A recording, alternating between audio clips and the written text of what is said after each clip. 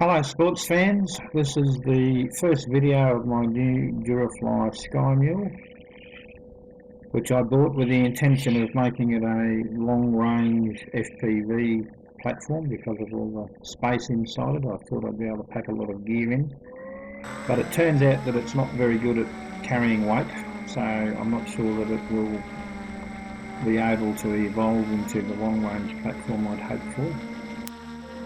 The props I'm using on this flight I think are a bit dodgy. They're not the 10x8s provided by with the kit.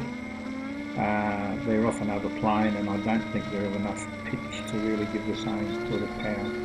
But the main intention today is to test the Cyclops Tornado OSB to see that the functions are working, and if I can do a few stable circuits of the field. Unfortunately, my DVR decided it didn't want to record this video, so all I've got is the footage from the Mobius camera on the nose.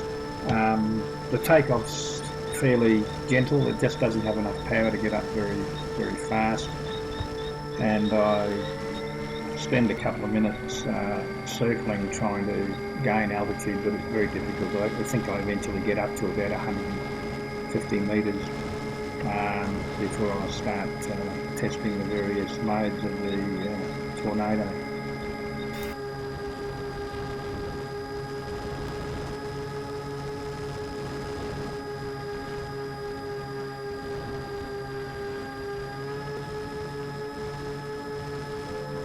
So here I've switched it into loiter mode. It's doing a fairly big circle. I can't remember exactly what the radius of the circle I've set, but I think it's only about 150 metres, but it certainly seems to be doing something more like 500 metres. But it's seems to be working. It's nice and stable. The plane's not having any trouble maintaining level flight at relatively low amp draw.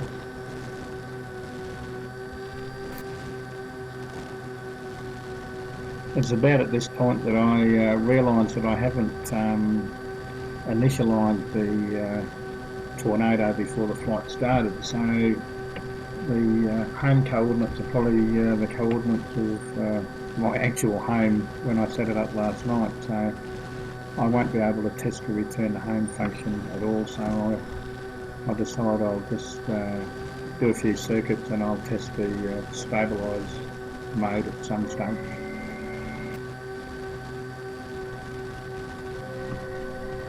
So it's still in loiter mode, still circling, and I decided I might as well test my custom built pan tilt mechanism, and I ended up deciding to see how long I can have a look at that little dam down the bottom of the screen there. So here's the camera panning over to try to keep the dam in view. So we're continuing on a circuit, so I'm pretty happy with that so far. It's just a standard servo, so it doesn't pan too far around, but that gives me the ability to hopefully hunt for my previous lost models.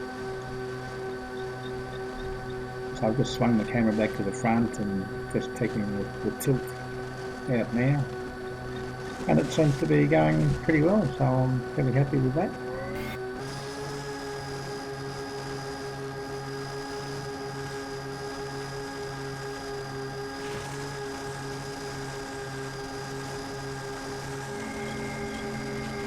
So here we are about 1 kilometre out. I've slipped it into pilot assist mode, so it maintains a constant altitude and heading until I provide some stick input which overrides it. So I'll just turn back towards the field, cruising along. Everything seems to be working okay when all of a sudden, for some reason, and I'm not sure what it is, it decides to put itself into return to home mode and immediately starts diving for the ground.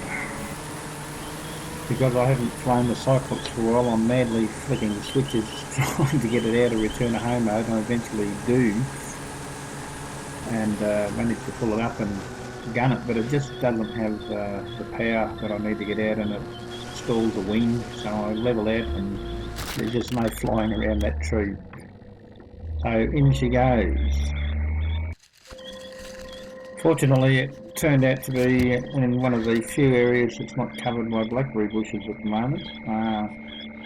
And when I got there, it had the plane had held together fairly well. The wings had come off and bent the aluminium wing struts, but everything was still functioning. The camera was still functioning. I could see where I'd landed on the video monitor, and the motors were all working, so it was just a matter of picking it up and taking it home.